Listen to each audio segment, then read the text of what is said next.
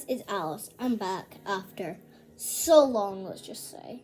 Yeah, as you know, well, probably know, I used to do Chinese videos where I taught you guys Chinese and how to speak it. That was a long time ago, but now I've got a new idea. We're going to be doing some arts and crafts. And today, we're going to be making back to school whiteboards. And you can color in your own design, choose it yourself, and maybe your friends will be amazed. What we're going to need for this task is a piece of cardboard, pens, an outliner marker, a pencil, tape, scissors, and a rubber. Okay, so we're first going to start by sketching our design. I've gone over and sketched my design before, so you guys don't have to watch the boring process. And this is what I came up with. Okay, once you're done sketching, you're going to color that in.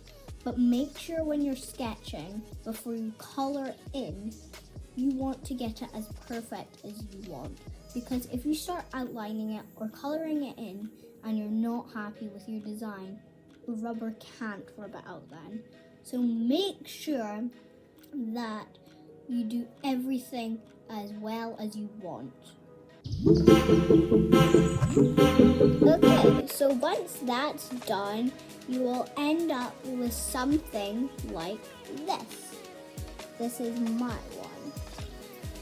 And you can do some cool effects like with the pen or the outline. You can color the background in if you want to, but I decided not to because I quite like the color. And then, once you've done that, you want to use your rubber and get rid of all the pencil lines that are still on it. And once you've done that, get rid of all the pencil shavings by giving it a good shake. And then once you've done that, you want to cover it all in tape. And I mean all of it. You can do the other side if you want, but if you don't want to, that's okay. So once you've got that out of the way or done the other side or covered it in tape, you're good to go and your whiteboard is ready. Okay, once you've covered your whiteboard in tape completely, it should look a little shiny like this.